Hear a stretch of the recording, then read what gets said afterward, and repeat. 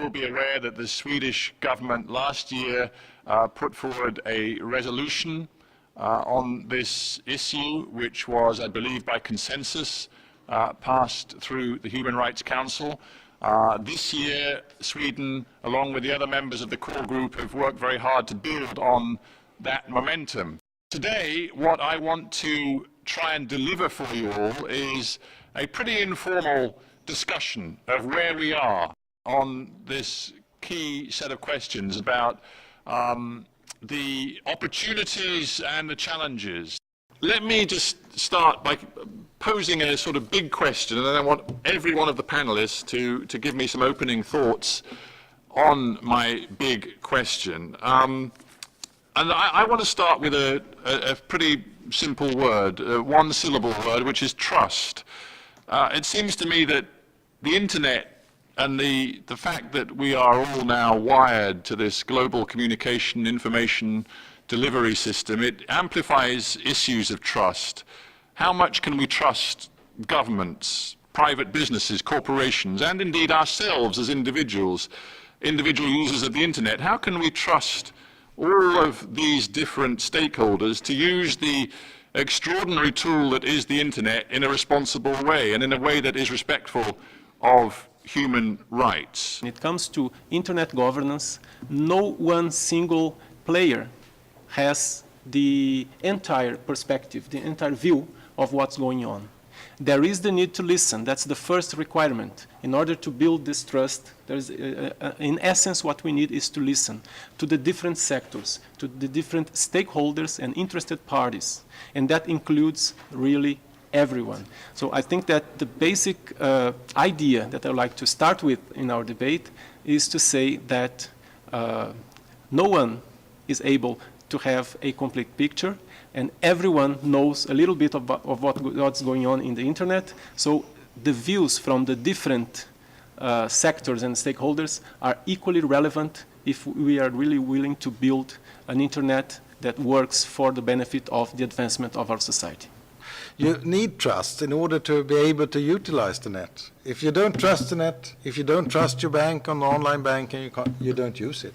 If you don't trust your credit card company, you don't use it. If you don't trust your mail friend, you won't use it. If you don't trust Facebook, you're not there. So in order to utilize this wonderful tool, you need really to have trust. But you also need to have some sort of distrust, because the net and ICT empowers people, and empowers the good people, empowers your friends, empowers yourself, but it also empowers governments, it empowers companies, it empowers the police, it empowers the military. Everyone that utilizes the net is empowered. And of course, there are people and organizations and entities that you do not want to empower in life. I think that so far we have been extremely successful in using the internet as a tool for developed services and utilities, and it is a bottom-up structure of the net that gives the consumer and the end user an enormous amount of new opportunities. So I think that by far the positive things outweigh the bad things. But you need a healthy distrust in order to safeguard the checks and balances, in order to understand that the context of a society matters when you use the technology. If you have a regime of governments that wants to use this utility in order to spy on their own people, or control them, or stop freedom of speech, then it's one thing. But in an open society where you have checks and balances, where you have constitutional protection, where you have freedom of speech, where you have democracy, rule of law, of course, it's a fantastic thing in order to empower these people that should access the power of the people in an open society.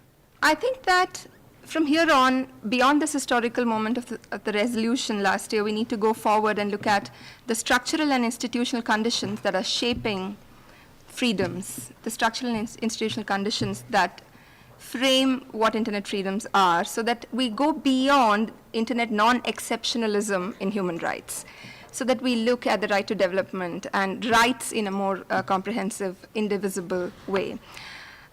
So I think that we need to recognize that the internet redefines society, politics, economics. It defines or redefines the public domain and the communicative arena. And therefore, it's not really something of a distinct space or a stratosphere out there, deterritorialized internet, but it's something that we need to contemplate upon in a very embedded and embodied way. Who are we talking about? Whose rights are we talking about? You know, what are we talking about? What context are we talking about? One probably needs not to even ask, you know, can we trust? How do we trust? But actually go down to a fundamental question of what is trust in the internet age? So similarly, when you really talk about Indian society, does the average citizen in India, you know, including maybe my family members, although I work in IT for Change, do they know what's really happening to the informational state that India is? Do they know how the UID program, the Universal ID program in India, is going to affect individual privacy? I think they don't. So there is this vast difference between how the use of the digital DNA, which reshapes society, is kind of galloping, and the level of awareness and connectedness that people have to what's really happening around them. There is that divide. Yes. Now, with an open internet, we have so many new services and people who can innovate and, you know, create social media, etc., where people can share information, can communicate.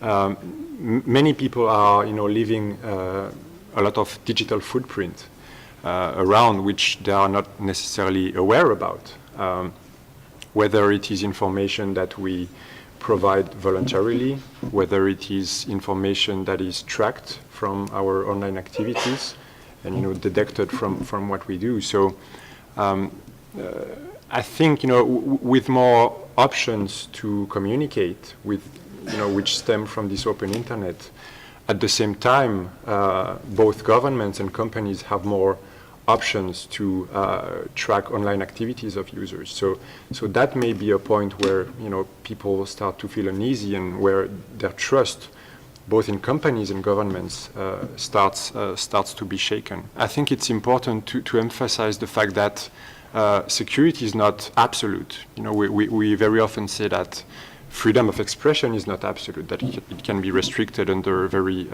limited set of conditions. But security on the internet is far from absolute. I mean, this is a network which is so interconnected, so complex, that there is no way that you could reach that absolute level of security. Actually, when you know, from a technical community perspective, when we talk about the security of the network, we very much consider security as from the angle of risk management. There is a certain level of risk that we try to minimize, but we cannot, you know, reach that complete level of security. I mean, it's like other technologies or infrastructures in the offline world. We have roads which enable people to use their cars to transport persons and services, but there is a risk associated with that. So with the internet, there is really this notion of risk management. It's interesting to actually look at the success factors of the internet, which we call often the internet invariance. So it's open nature, which allows anybody to innovate, to create new services, which at the same time allows malicious people to create viruses and attacks. There is the global reach of the internet, which connects people from one country to the other, which connects all sorts of devices, which on the other hand gives a transborder quality to cybercrime activities. So, yeah, I think, as Olaf said, you know, there are the pros and cons of openness. I think it's about trying to minimize the risks, maximize the benefits, and to finish to go in the sense of the remarks by Lucero. When we deal with security issues online, like in many other governance issues, we have a shared space, so the notion of shared responsibility is very important. The notion of collaborating, not having silo approaches to dealing with those issues. So I think we have some literacy as human beings. We have some skepticism. But this is now the key point. The reality is, despite that, we still by and large trust the internet. Because if we didn't trust it, we wouldn't even touch it at all. We wouldn't even be on the email. And the reason why we have this degree of general trust, skeptical trust, but trust, is because there are certain norms of conduct in society, but also in the way the internet has evolved to this point.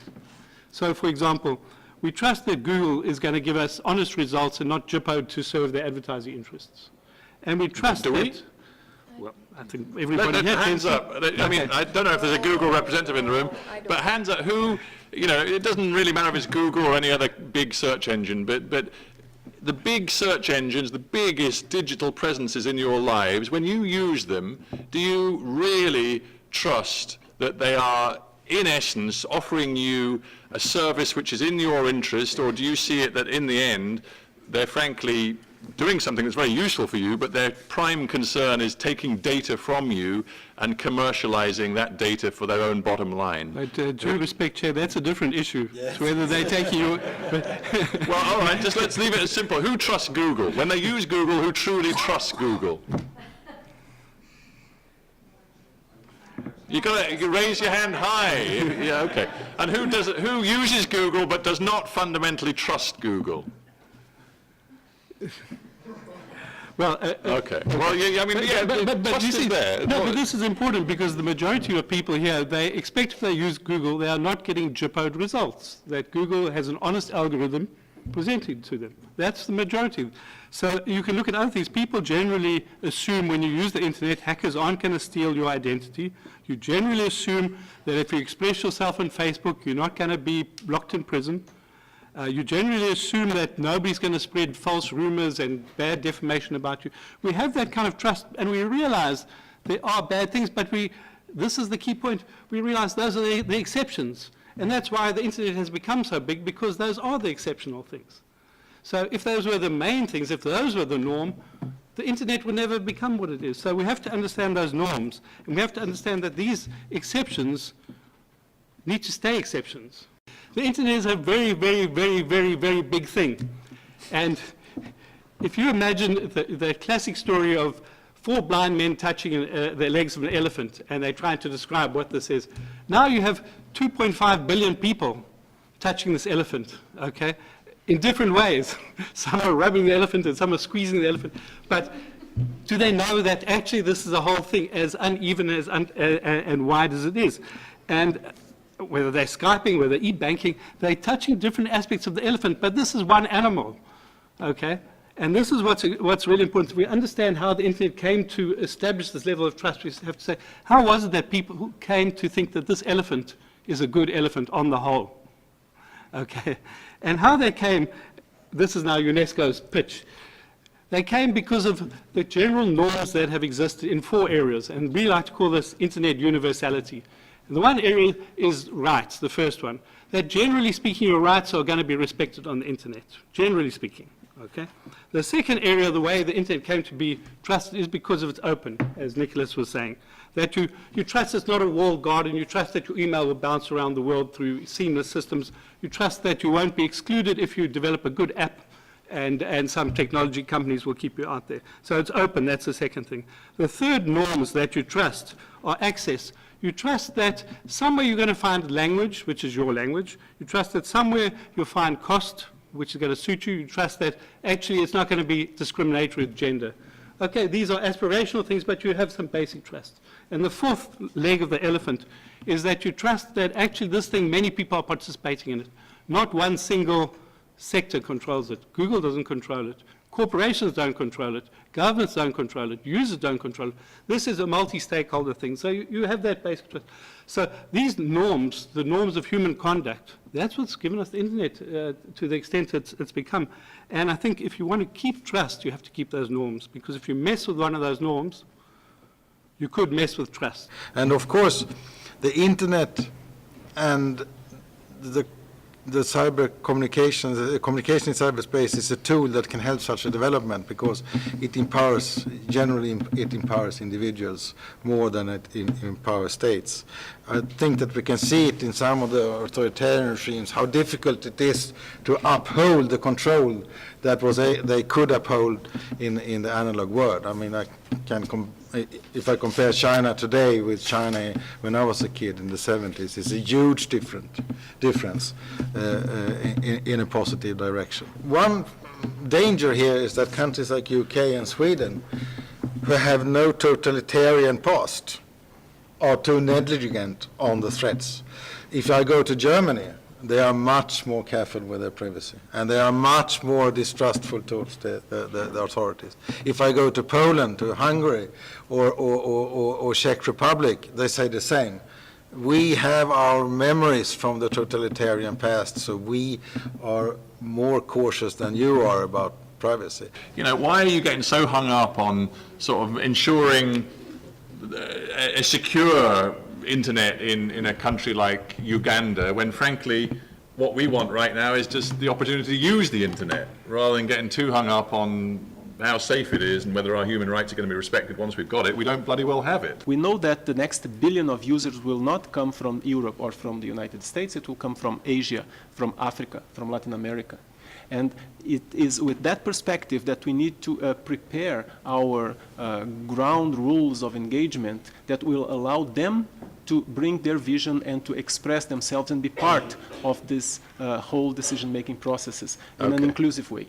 The issue of access to an internet that doesn't respect the right to freedom of expression is not really access to the internet. And the issue of having rights on the internet without access is a bit empty, you know, if people don't have access. So you need these two things. And at the same time, the third leg is important, because if you have access in developing countries, do you have only access as consumers of other products, or do you have also openness, which means you can contribute as producers as well? And, you know, and do you want access that lacks meaningful participation?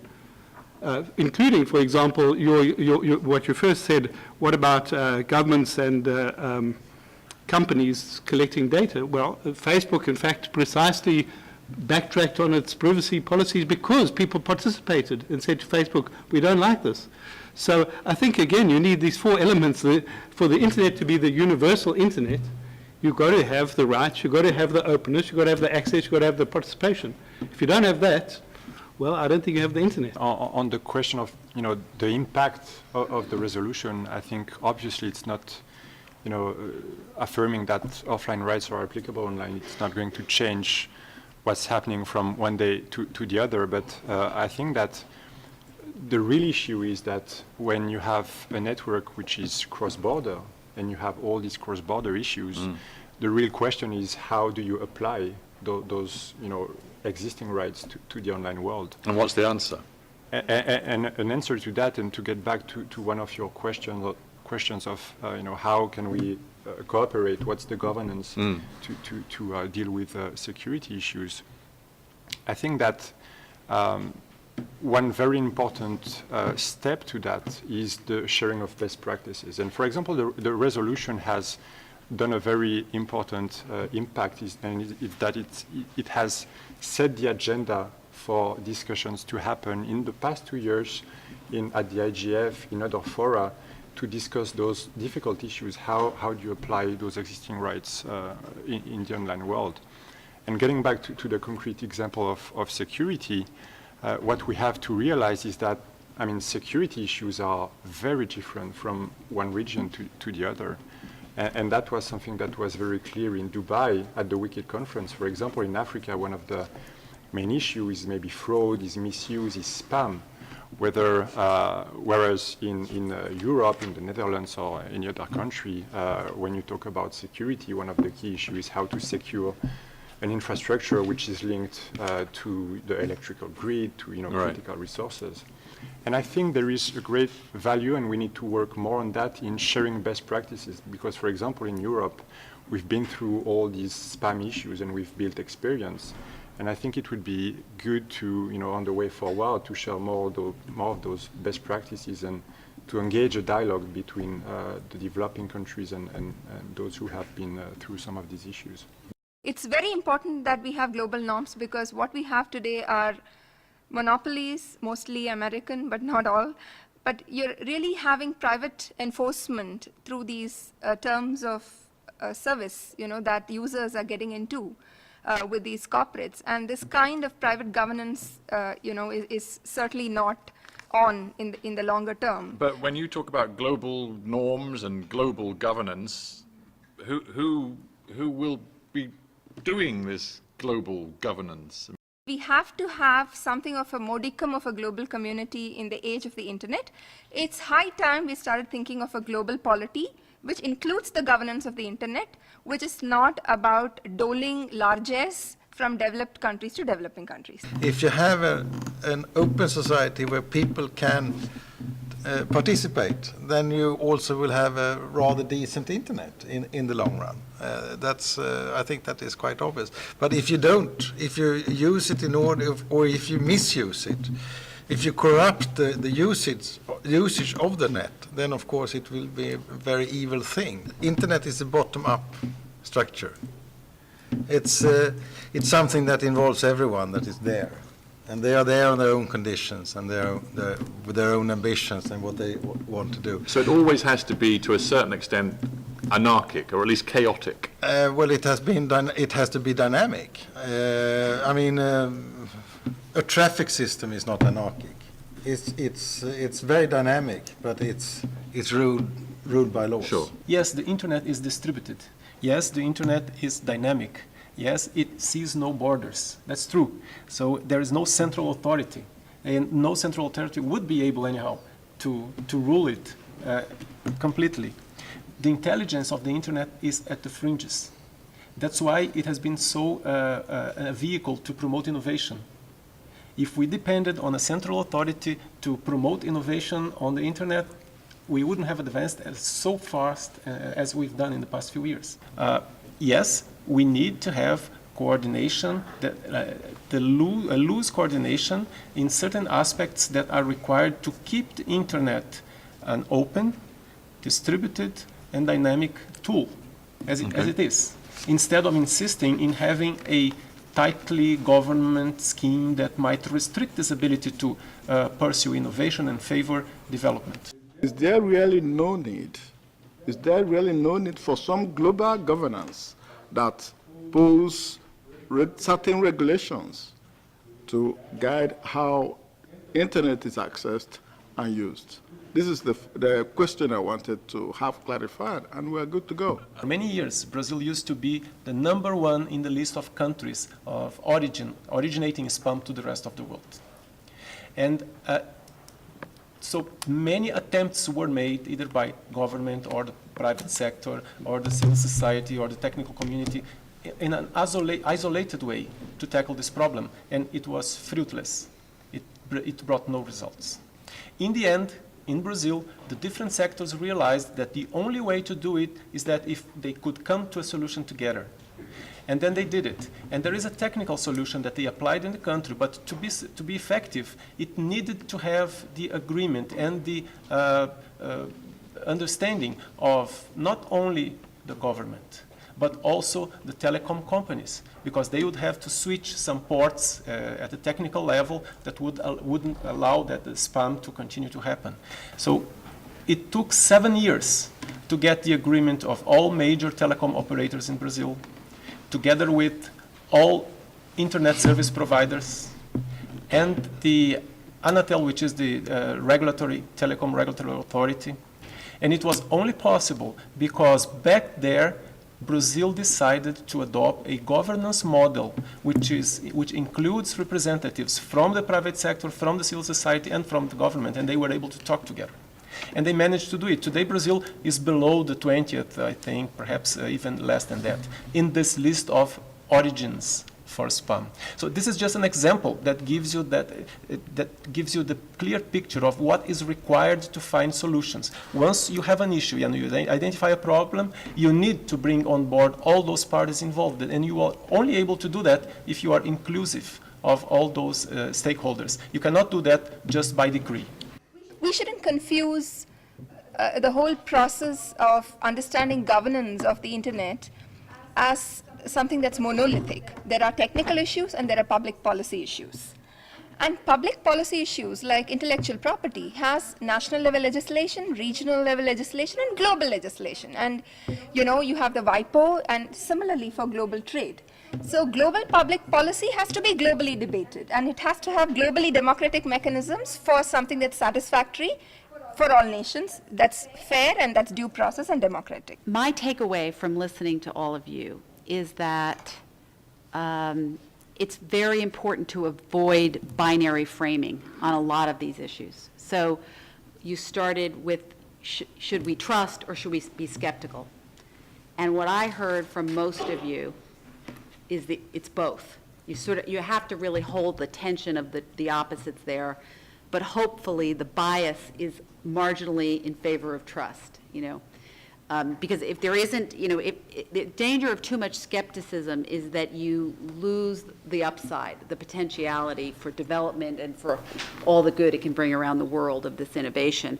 But coming out that way doesn't mean you trust fully. And I thought that I think it was Nicholas commenting that, on the tension between freedom and security, you don't have perfect security, but you have to manage that risk. But you don't, you can't do it to the extreme either, where you cut off freedom. And it goes. I think someone brought up the Carl Bildt idea that freedom and security are intricately linked and mutually reinforcing. And to think that you choose one over the other is basically you lose both. I think that's such a foundational idea here. There isn't a mechanism, but there is a concept, and luckily it exists, and it existed at the beginning, and the concept is multi-stakeholder. And it doesn't satisfy everybody that you can get your hands around it, like, okay, now we know what to do and everything's going to be fine, it's going to be perfectly free and it's going to be perfectly secure. It's not. It's not going to be perfectly free or perfectly secure, but that model, the multi-stakeholder model, is really a very good way to have the best balance. And if you move away from that model, you lose a lot. Just because we need rules doesn't mean we go to global governance. It's not the same thing. To handle the spam problem doesn't mean you go to the UN to control the internet.